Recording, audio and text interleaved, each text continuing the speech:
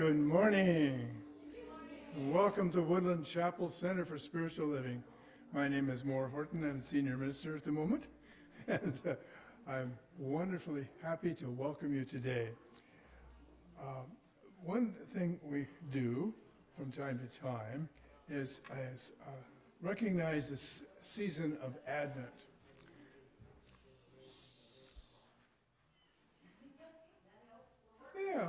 Yeah, it works better.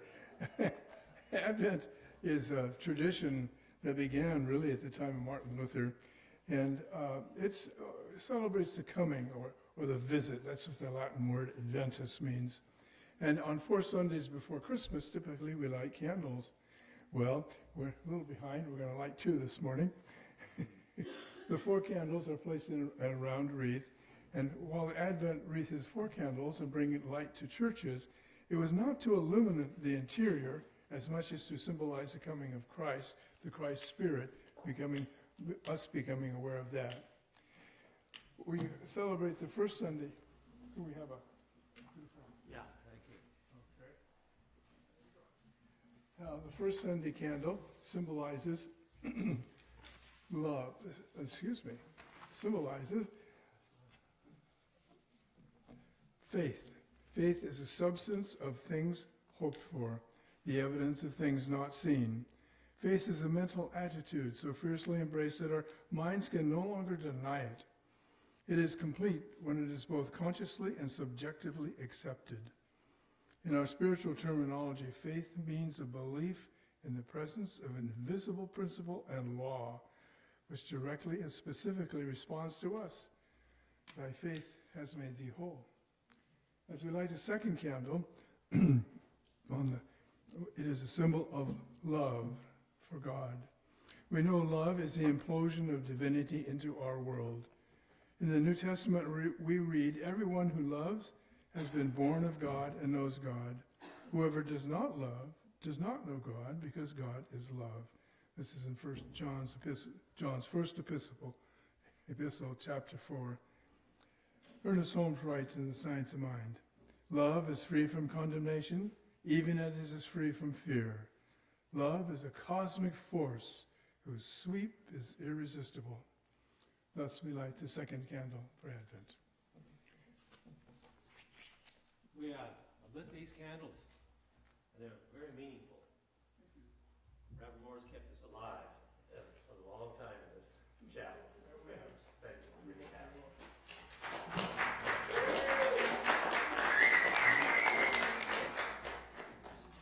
All right, this is a morning that's like no other morning. You know, this is the best place to be on a Sunday morning. Did you know that? Have you realized that? You're here for, I like the term that you're here by divine urge. I've heard practitioner Cheryl say that so many times. She'll say, people who come here, it's no accident.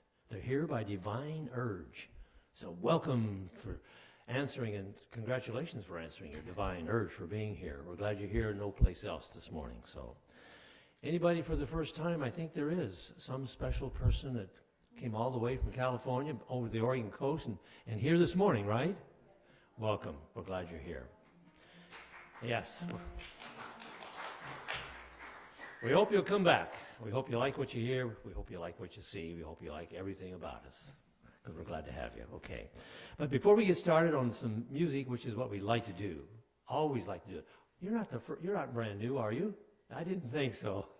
Okay. Just smiling away. Thanks for being here and smiling and lighting up the place.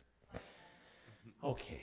Yeah. Before we sing, before we do our wonderful voices out into the atmosphere here, there's some announcements. Announcements are very important. So pay attention. Pay attention. Okay. All eyes on me. Join us for fellowship after this morning's service. You know what fellowship's all about. This is a time for snacks and conversation. Say what you want, be where you want, eat what you want. Everything down there is for it's just for you. Our Soup for the Soul fundraiser next Sunday. Got it. Soup for the Soul. You don't want to miss that. So sign up in the kitchen or in our library to bring, if you wish, bring some soup or bread and help with the setup and clean up. You know, we always like volunteers who jump right in and say, let me help you.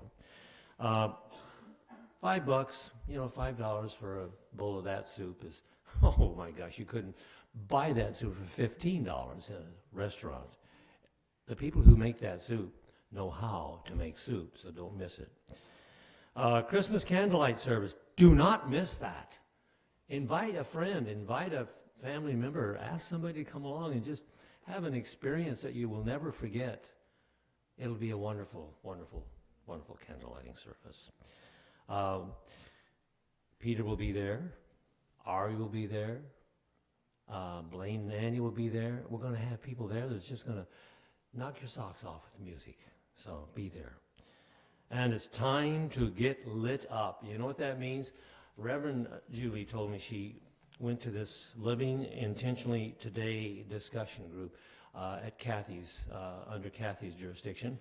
Not jurisdiction, under Kathy's guidance, excuse me. Okay, okay. Kathy's guidance. And she said it was one of the most wonderful things she can remember being to in a long time. So thank you, Kathy, for really hanging in there on that. It's changing its schedule. It starts in January that they're going to meet on the first and third Wednesdays from 7 to 8:30. First and third Wednesdays. They're coming together to talk about, well, challenges that are the things that are currently maybe haunting us, haunting you, haunting whatever, and focus on how to use spiritual principles. You hear that word here, and it means something. Spiritual principles. And these spiritual principles make a difference. So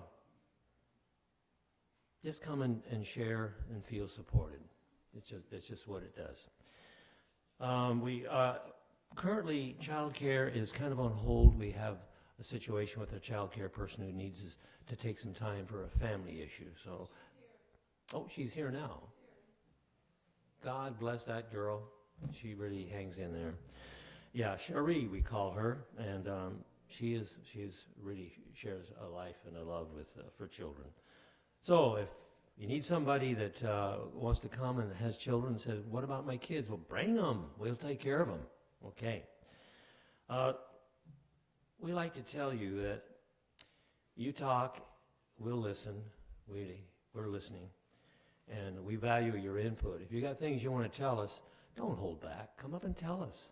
Talk to any of our ministers or our practitioners, and you will be heard. In fact, in the front of your seat there, in front of you, you'll see that little card. Julie's holding it up. See that card? That's just for you. Let us know what you may need. Prayer, you got it. Just a conversation, okay. We'll work out and we'll work anything. And of course, we like volunteers. Anytime you feel like you want to come and give us a hand on anything, we're open. Okay. I think that's all there is for, announcements. Thanks for paying attention. I really appreciate that. Now, can we sing? I'm going to get something I can read. I can't memorize. Let's do it. Let's sing. Good morning, everybody. I'm going to play a probably familiar tune to a lot of us. It's in your program. There's some lyrics there. What isn't written, actually maybe I should check and see if that's even true. There's a part where you're supposed to repeat what I say, and I hope that you can remember how that goes. You can pick either part. You can either be the front leader or the repeater. You know, you can switch if you want to. Just get into it.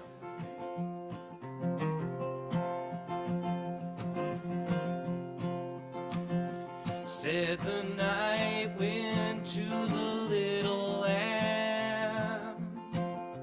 Do you see what I see? Way up in the sky, little lamb. Do you see what I see? Do you see what I see? A star, dancing in the night with a tail as big as a kite, with a tail as big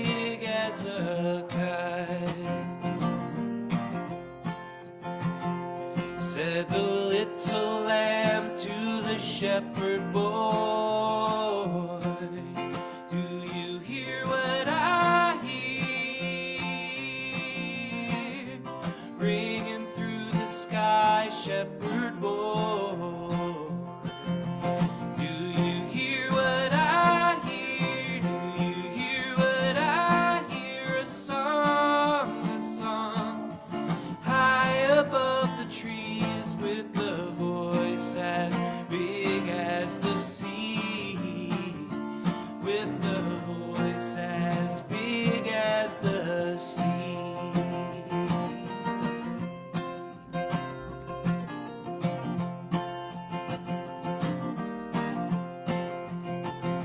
Said the shepherd boy to the mighty king, do you know what I know?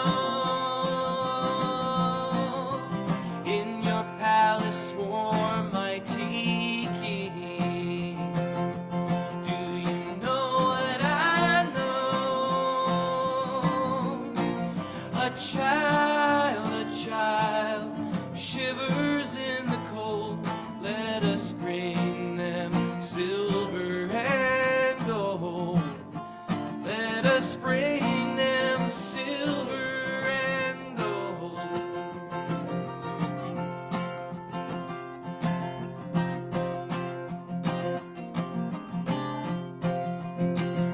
Said the king to the people everywhere, listen to what I say. Pray for peace, people everywhere. Listen to what I say. The child, sleeping in the night, they will bring us goodness and light. They will bring us goodness and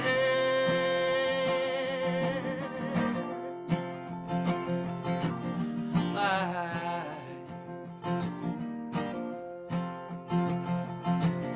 Light.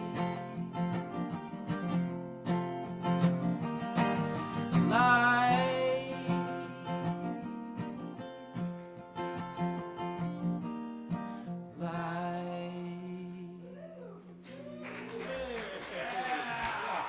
Nice job. Good work. That's good news, right?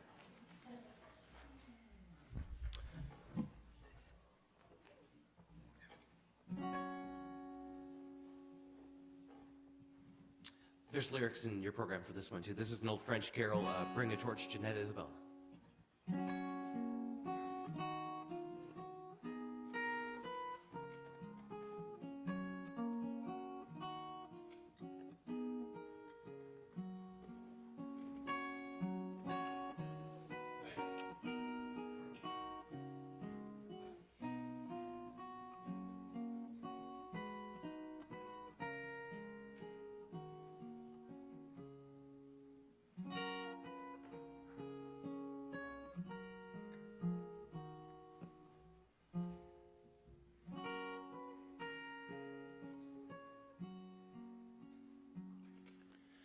Bring a torch, Jeanette Isabella.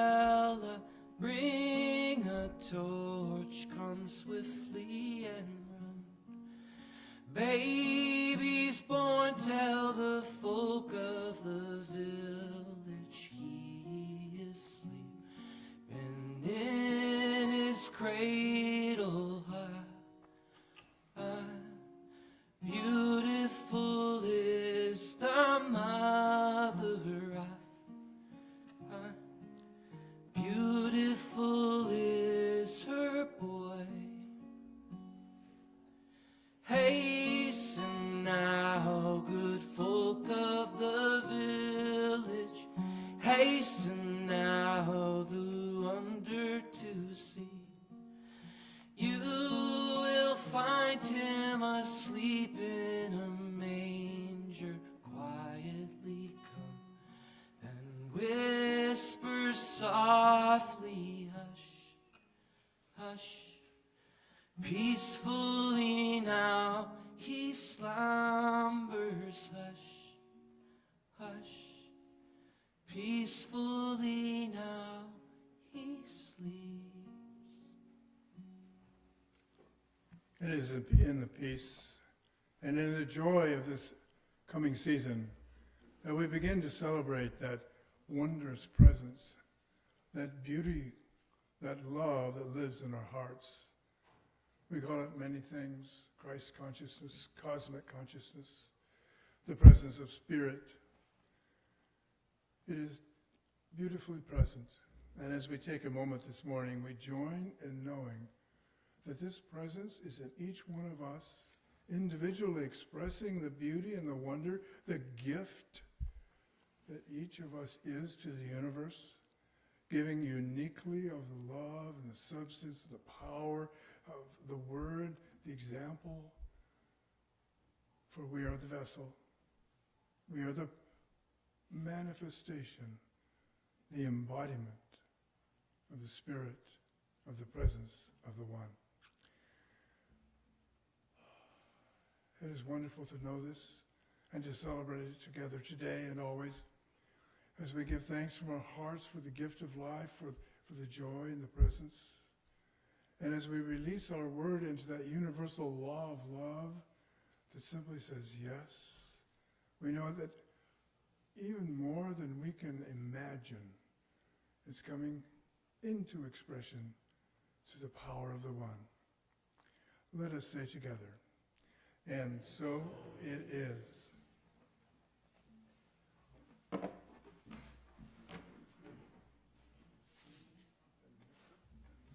is it me again? Am I still here? No. Other things first. The group affirmation. Oh yes, I don't have program in front of me. Okay, here's the program. Here you go, Reverend. Oh, thank you. I think I took it off the podium. All right. And if you look into your program, in blue is printed an affirmation. As I pause and I reflect on what you're telling me, I open my heart to greater insights and understanding, and so it is. Today's reading from the Science of Mind magazine will be done by our very own Catherine Kim, our board secretary.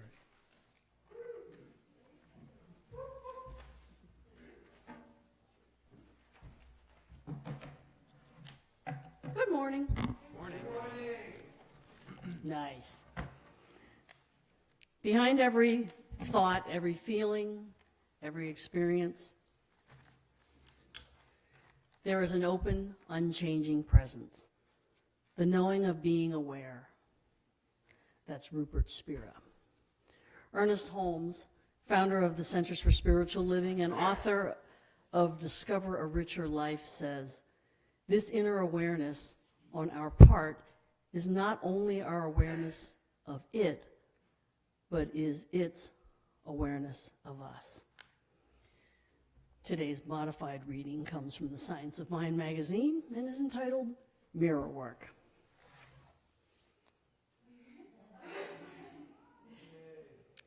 Mirror work is often seen as one of the simplest spiritual practices. It seems easy at first. Just look into a mirror. Say a few kind words to yourself. And you're done.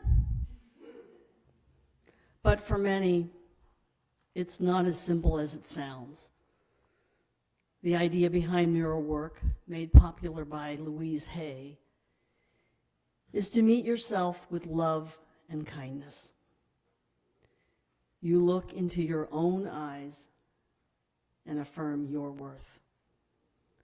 While this might seem basic, it can actually be quite challenging. For many, it becomes a powerful moment of self-acceptance, and at times, a tender and intimate experience. It's just not about looking in the mirror, but about truly witnessing yourself without judgment. When I first encountered mirror work in my own spiritual journey, I thought of it as a beginner's practice, something simple and foundational. Many others felt the same way, recalling Louise Hay's work and her gatherings she held in Los Angeles. Mirror work was often talked about as a starting point of self-discovery, almost like a first step on a ladder. But recently, I felt called to return to it. This time, I noticed something different. As I gazed into my own reflection, it wasn't just about seeing myself as I am, but something deeper. I began to ask, who is the one seeing? What is the awareness that exists even when the stories of my life fade away? Rupert Spira calls this being aware of being aware. It's about becoming conscious of the awareness that is always with us, even when we are caught up in our personal story. Mirror work, when practiced deeply, invites us to reconnect with this awareness. It brings us back to that vast, unchanging presence that is the essence of who we truly are. And as always, we have a bonus affirmation. May I invite you to repeat after me. I look into my own eyes with love and acceptance.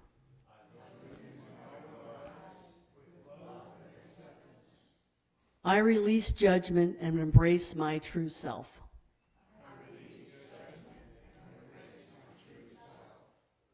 Beyond the stories I tell, I connect with the pure awareness within me. I trust this awareness is always here, guiding me toward peace. I am whole. I am enough. I am love. Thank you.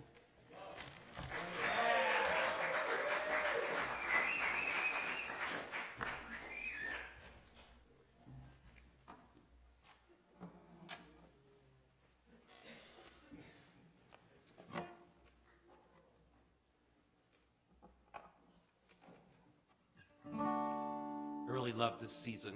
I really enjoy this season. I'm glad to be here with you all. We watch a lot of Hallmark television in our household this season. Yeah, I see a couple of us out there. Yeah, there's a few of us out there. Working really hard to catch all 24 of the new movies this year. That's a battle, you guys. They have new ones every week. You have to keep going.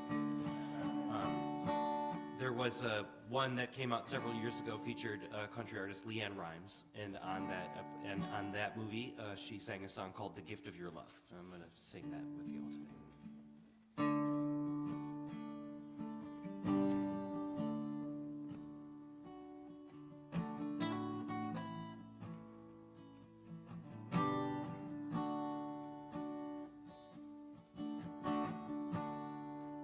going to try that again.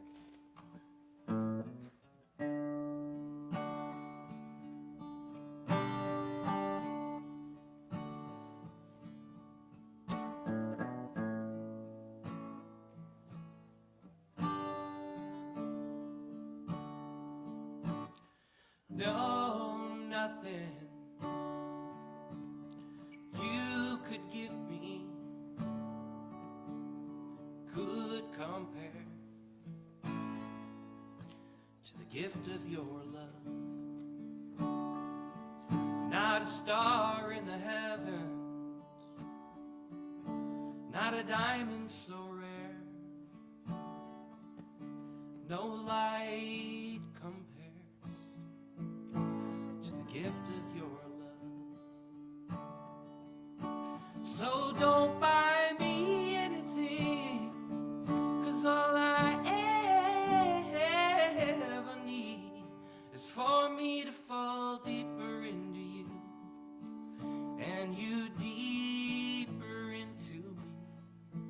I wouldn't know how to wish for a love so rare. Nothing can compare to the gift of your love.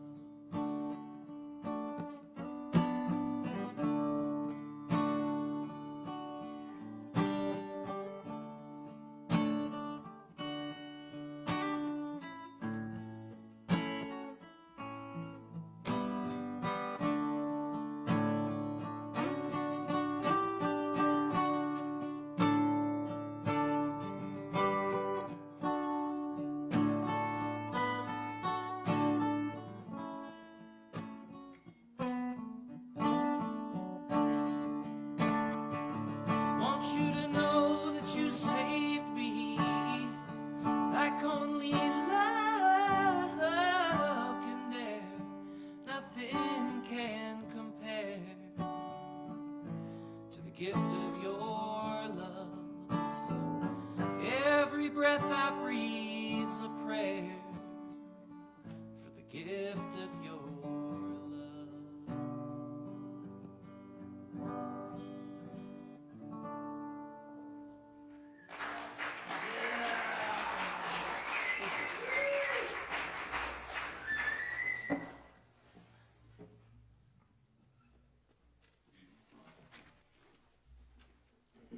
Wow, thank you, Peter. Peter LeClaire, we are so glad that you're here this morning. Thank you for making us part of your schedule. So, and the other thing is, if you hear some snoring, it's not Donna sleeping. It's her little furry friend there that is so cute. And so, yeah, thank you, Donna, for lightening things up. He does snore a bit, though. Yeah. I won't take that personally. Yeah, okay. And one thing, we have some Christmas cards that Cheryl created for us. Did she go downstairs? She has some in her little hand if she gets back up here. If you're not on the mailing list or don't know if you're on the mailing list or if your address has changed, pick one up from her. And if you have a friend you would like to invite, pick some more up from her because we have extra just for that occasion. Okay, all right. This month's theme is, and thank you, Peter, that song was perfect. Our theme this month is a gift from the heart. And thank you, Don, for coming up with that. It's so perfect.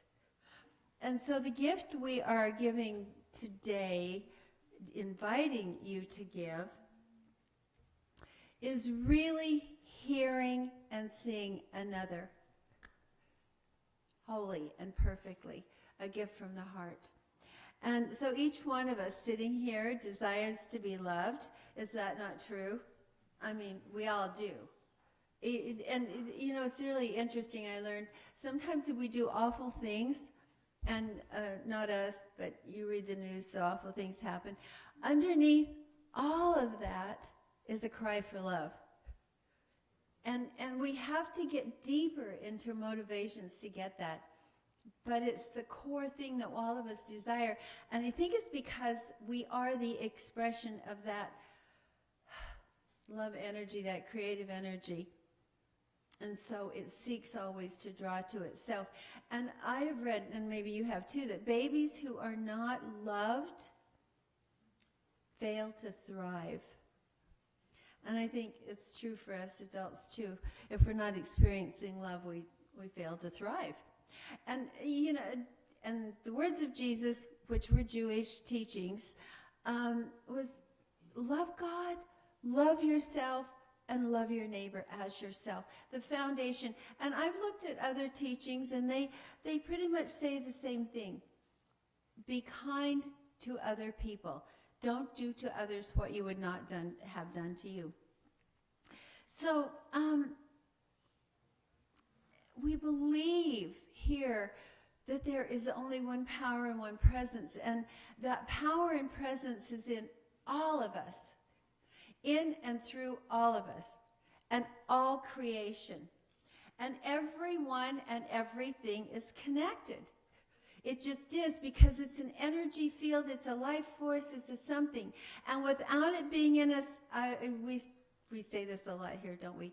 We would cease to exist, because that is the thing that keeps us existing. And so it behooves us to practice loving kindness. And I mean for everything. Even those sweet little honeybees, we could not survive without them. Everything is in some way connected in this wonderful matrix. And sometimes we forget that being human, we think that we're the only thing. Sometimes. Anyway, so we talk a lot about love, and I think it's probably one of the most used words, and it's complex. It's a complicated subject. And just saying it, though, makes us feel warm and fuzzy. It just is a warm and fuzzy thing.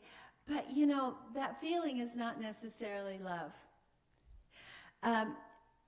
I've often tried to come up with my own definition and really realize somebody else has already got a better one. I'm Scott Peck, which I'm going to repeat in a minute.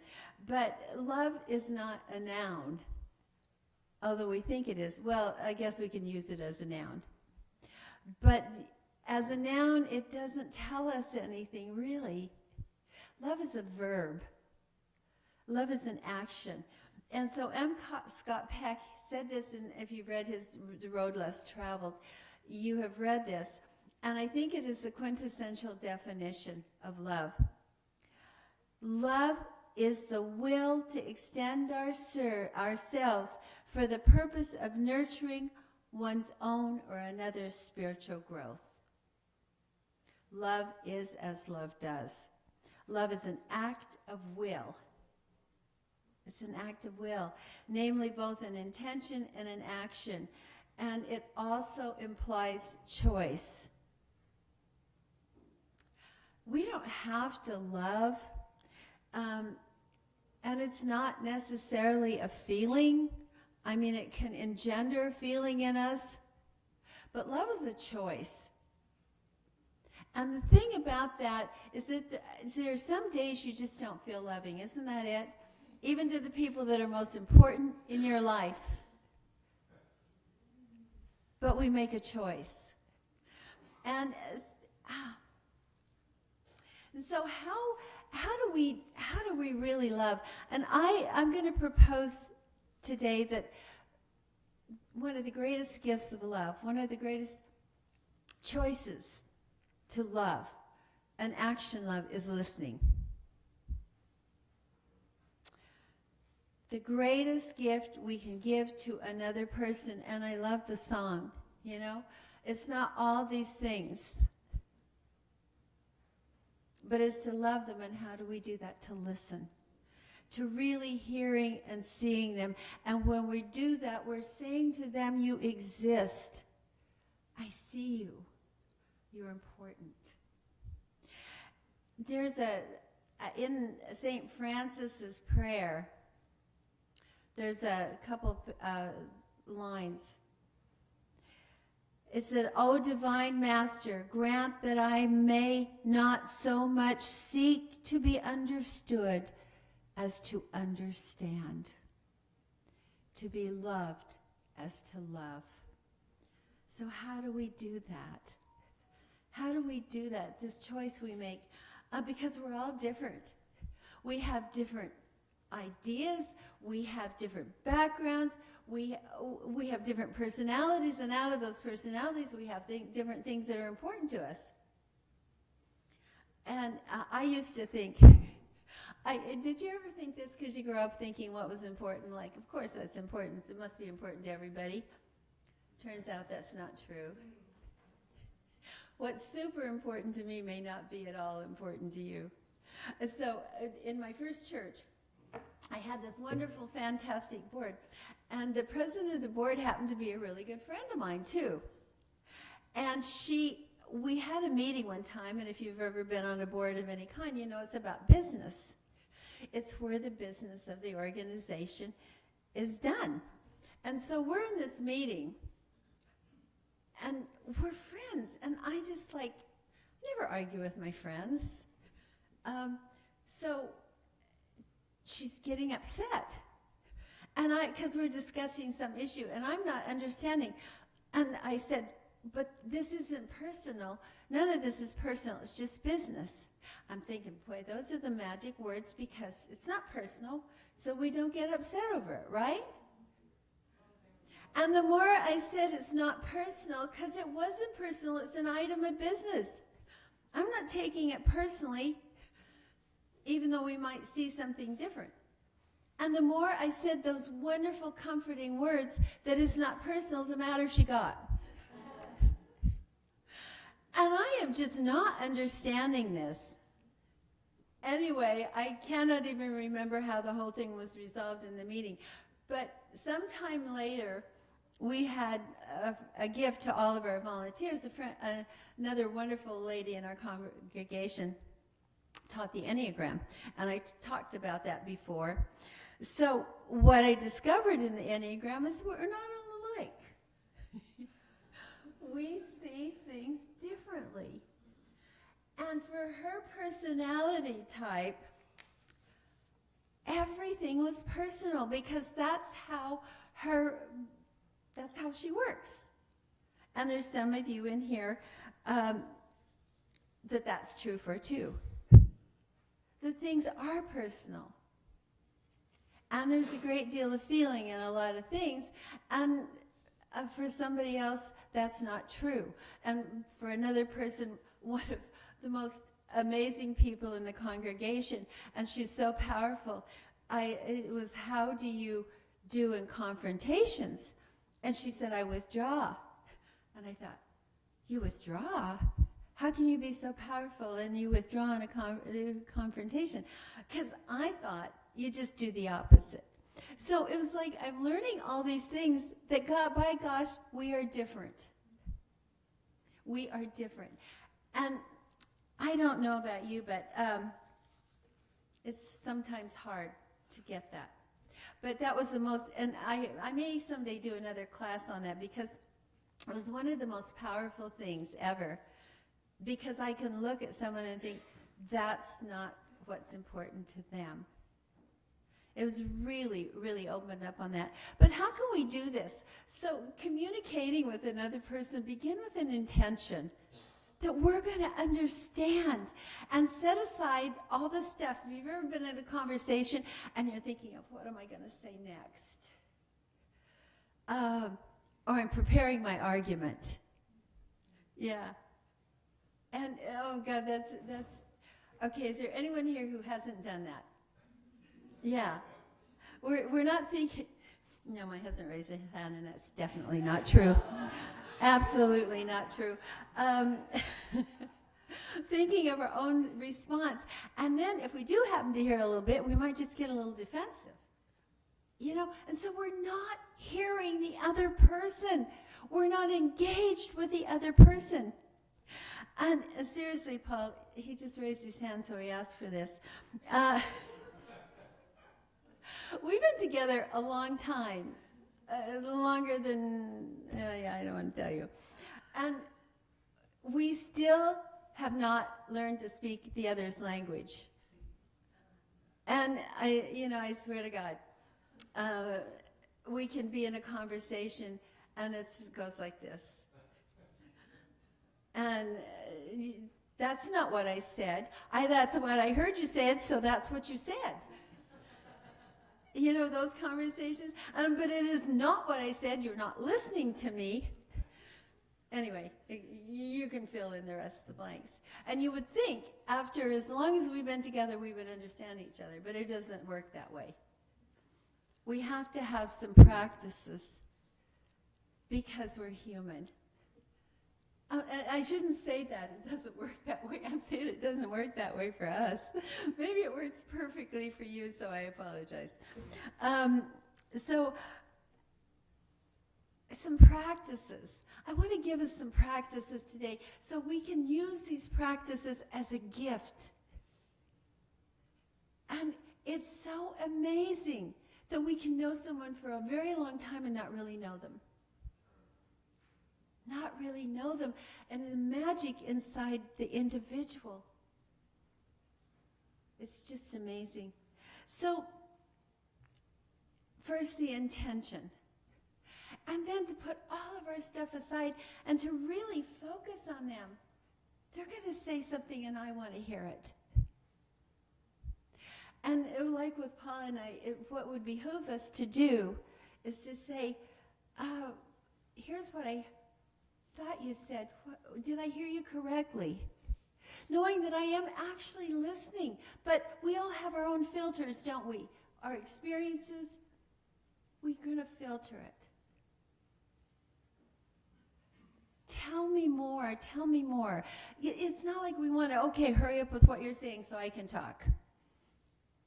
You know? No. It's so we hear that person. And then we validate. Some of this you've done in peaceful conversation classes. It is so powerful because practice it. Have someone do this with you.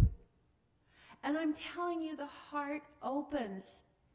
It's like I've been heard. And it's amazing how we are not heard. And we do not hear. I'm going to validate your experience. I don't have to agree with you. But if I were in your shoes, this is probably how I would see it too. Wow, that is so powerful. When someone actually can do that, it just makes me cry. And love heals. There's plenty of research that is done that proves that love heals. And when we are heard and validated, I'm validating you as a person, validating who you are. It is actually a healing experience. And you can find plenty of research on that. And the second way is to listen to ourselves. Okay, surprisingly, that's often harder than listening to another person. But it's super important. I love the mirror. How do we love ourselves? That we can stand in the mirror and say, I love you. I love you. I love who you are. So how do we listen to ourselves? First, we observe how we talk to ourselves. And, during the day, how do we talk to ourselves? How do we judge ourselves? In A Path with Heart, Jack Kornfield, who's a Buddhist teacher and one of my favorite teachers, and if you can find one of his books, they're fabulous and wonderful. He says, when we struggle to change ourselves, we in fact only continue the pattern of self-judgment and aggression. And I had to think about that a minute. I got to change myself. You know what we're saying? I'm not talking about change my thinking, change my life. That's a process. But I got to change myself. Have any of you ever felt that way? I remember in school, because I would break rules and get in trouble, and I thought, okay, I got to start over and I got to change myself. Never worked. Does it ever work changing yourself? I never thought about that. If we say we have to change ourselves, then that's a judgment, isn't it? That's a judgment. He says, we keep the war against ourselves alive. And being at war is not love. Being at war is very destructive. And something in ourselves will be destroyed when we affirm that we have to change because who we are is not okay.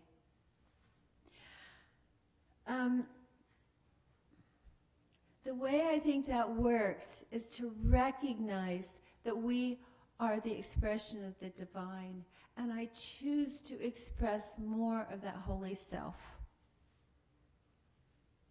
rather than I'm not okay and I gotta change me. No, this is who I am. And while I may not be expressing the wholeness of that, it is who I am, and I can open up to the expression of the more wholeness of that. Does that make sense? The difference, just the difference. And I want to suggest that while we're listening, we listen to our bodies. Our body is like a temple. Well, you know, Scripture calls it our temple. It's the house we live in this incarnation. And are we so focused out there? And this is true for me. I know this one.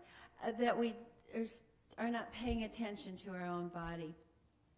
You know, it's like our house. If we ignore it and the wind comes along and it blows the shingles off, but we're just, you know, I'm going to ignore that. And pretty soon it rains, and the rain just messes up the walls and damages the furniture. You know, our body is a temple that we must pay attention to. And so, because locked in this body is cellular memory, guys. Is cellular memory. And some of it's wonderful memories, and other is pain and grief and trauma and shame locked in our cells. And if we don't somehow come to terms with this, do practices of paying attention to our body. What are you telling us? What are you telling me? It'll have a message, because our body tends to healing. It's all about wholeness, and we gravitate towards wholeness and healing. And our body will have messages for us to assist us along the way, to release those things that are not important, that are not good. I love that dog.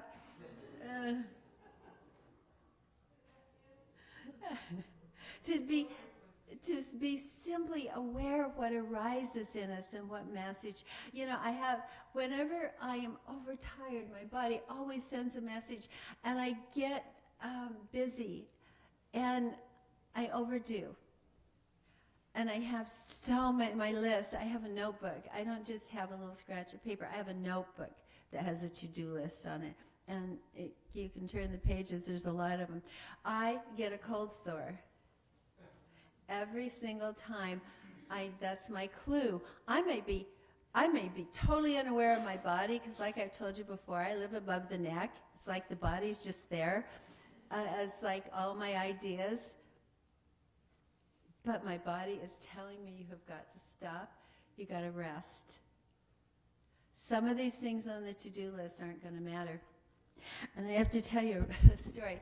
I didn't know quite how to tell it without getting into too many details. But Paul and I were invited to some people's house that we knew, and we had known them for years, and we used to spend a lot of time with them. But honestly, because of politics, a few years ago, we just weren't doing that. And so one of the partners called me and said, you got to come visit. We want you to come visit. And I said, are you sure both of us want us to come visit? Because it was the other partner who was the Rush Limbaugh person. And and wanted to talk about it all the time, and I couldn't. So that kind of was a deviation. And I said, well, are you sure? Oh, absolutely. I said, now you asked them, right? Yeah, absolutely. It really did that. It was like, okay, well, it's the third year you've asked us to visit on our way to Idaho, so we'll stop and visit. I was so tense internally, and I was being cheerful, and I was keeping upbeat, and internally I was just so tense because I was so afraid he wanted to see us so bad he hadn't told his partner. I don't know that for a fact, but that's what I was thinking. And we did go, and it was a very lovely time, and I managed to skirt around politics really good. But then going up there, I was so tense in my body, despite what I was doing, that the minute we got home, I got shingles. I mean, I was like, oh, that was painful. That was really painful. But I had not listened. I don't know what decision I would have made, but somewhere I wasn't listening. Maybe I don't know. But the body has a message. And the message for me was, if it is not for you to do, at least this way, then don't do it. Have you ever moved forward with something you really shouldn't do and you don't want to do, and you know, and you did it anyway? Yeah. So our body, when our mind is completely kaplunk, our body will have a message for us. So to really, really love ourselves, pay attention to that. There's a doctor who does a lot of work on, he does a lot of trauma work actually, Dr. Gabor Mate. He had a book called When the Body Says No. And he uses many case studies to explain how chronic stress and suppressed emotions can lead to physical symptoms.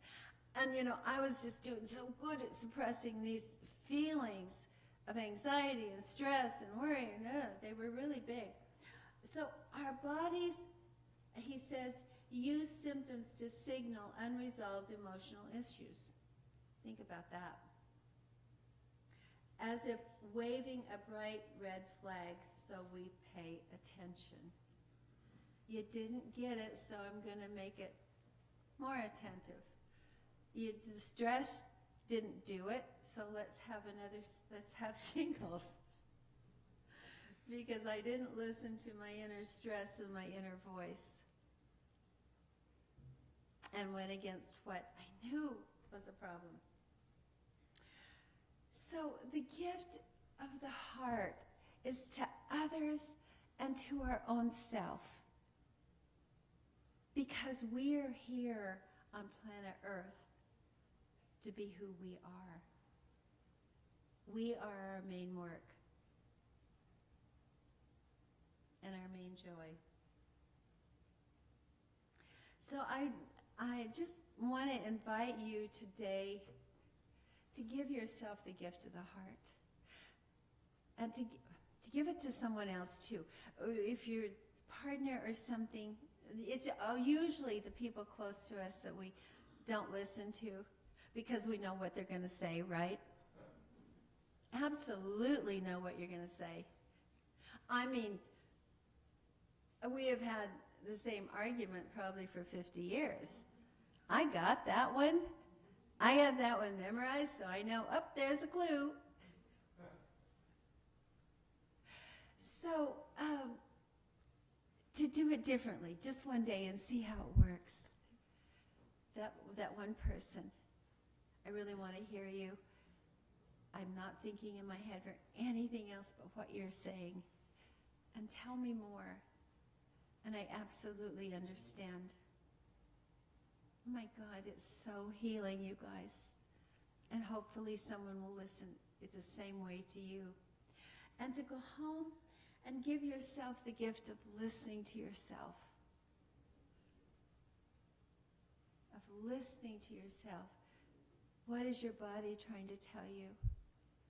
It's trying to tell us to be true to ourselves. To be true to ourselves. Namaste.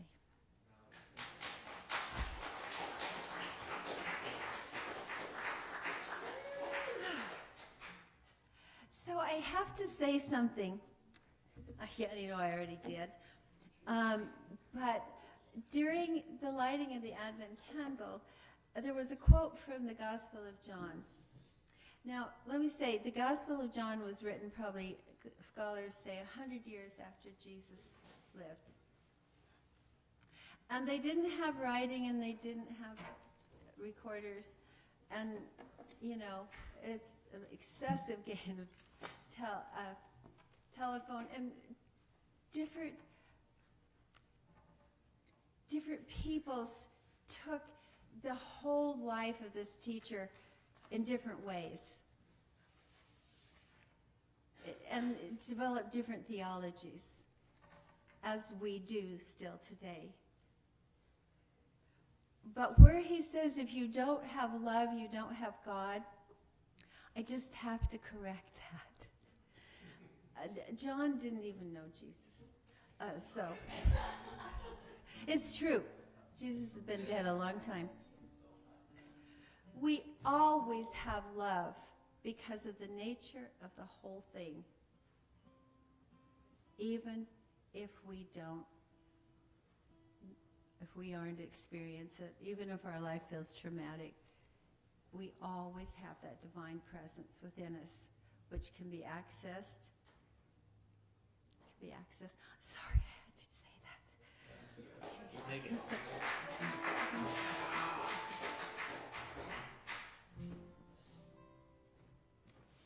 Thank you, Julie.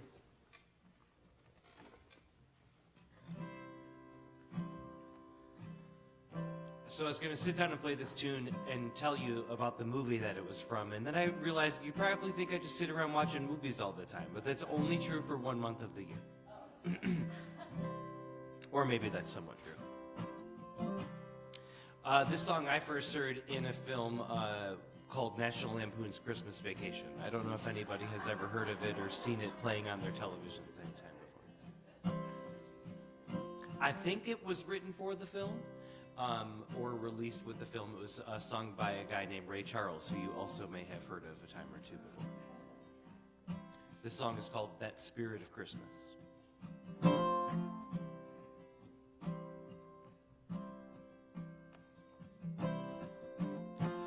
Christmas is the time of year for being with the ones you love,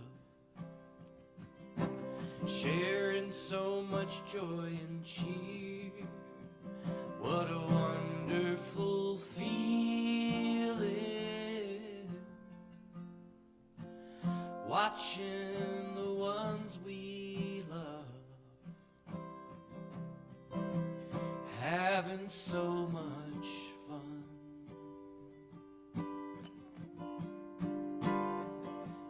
I was sitting by the fireside, taking a walk through the snow, listening to a children's choir, singing songs about Jesus in that blessed way he came to us. Why can't it remain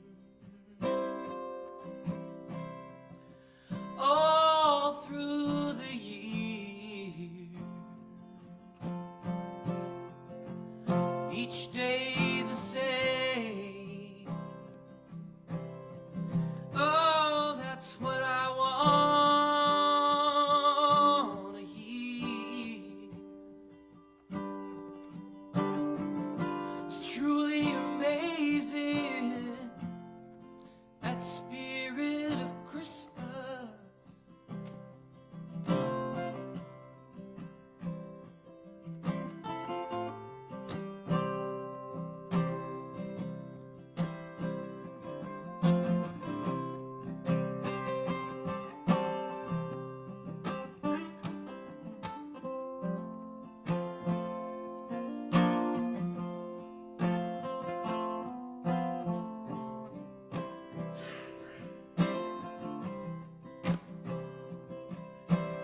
All the kinfolk gather round. Oh, the lovely Christmas tree. Hearts are glowing full of joy, since the gifts that were given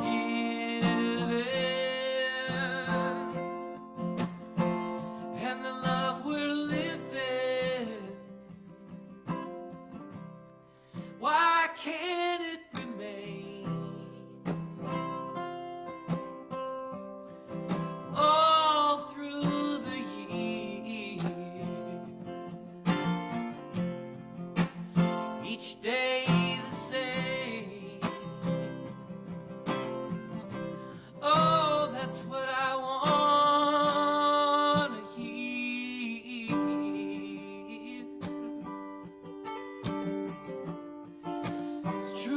amazing, that spirit of Christmas.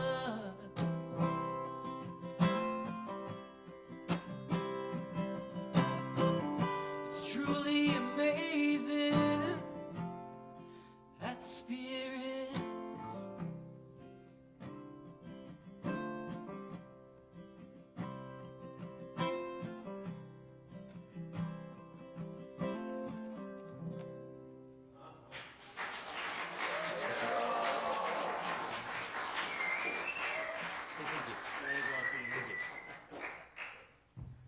Wasn't that great? Oh, what a great message also, huh?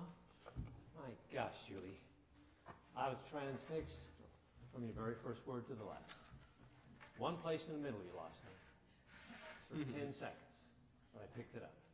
Thank you. Thank you. Now this is a special time, is it not? Right now? We know what we're doing. We come here by our divine urge, yeah? And now we're going to show exactly how we splurge our feelings, splurge our life, and put it out there to support what we feel is right and good. We want to continue. It's called sharing. People call it tithing all over the world. We call it sharing. We appreciate your sharing. So we have this, what we call the offertory affirmation. It's in the program, and it has power to speak it together. So let us say that together. It starts with divine love, okay? Okay, divine love, moving in and through me, blesses and multiplies all that I am, all that I have, all that I give, and all that I receive. Thank you, God. And so it is.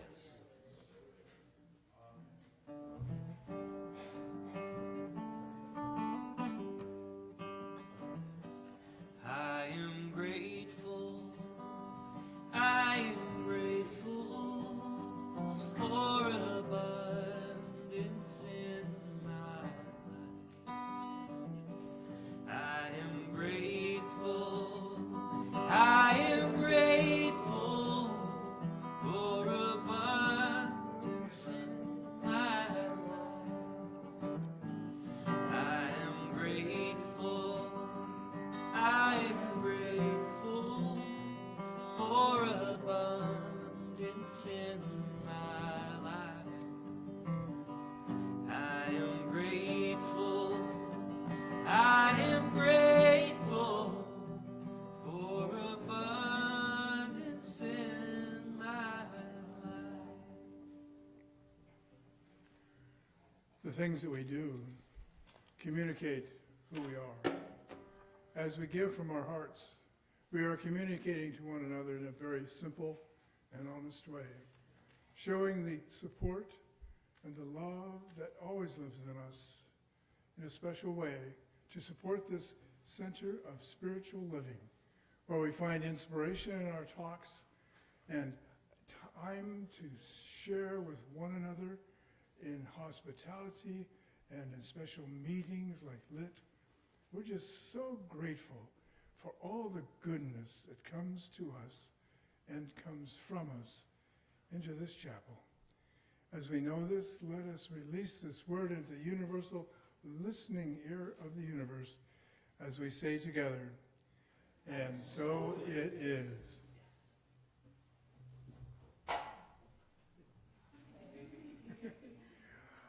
It'd be a good time now to stand, and we'll do a prayer of protection. If you're not familiar with it, it is in the program, and it goes like, it starts with the words, the light of God. The light of God surrounds us, the love of God enfolds us, the power of God protects us, the presence of God watches over us.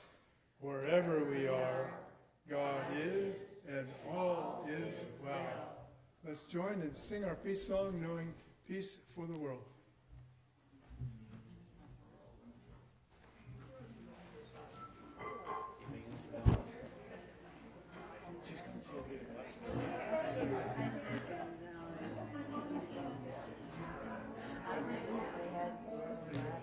I'm going to be down here in a moment and grab your hand.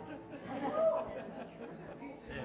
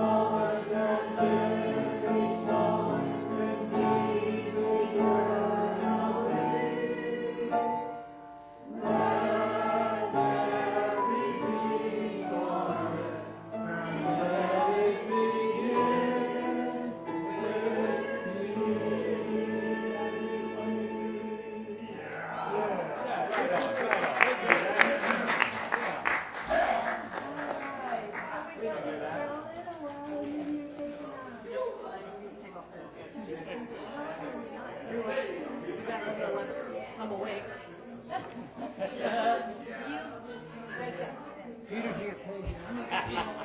And I'm gonna stick this folder right into my guitar case. I'm sure it comes.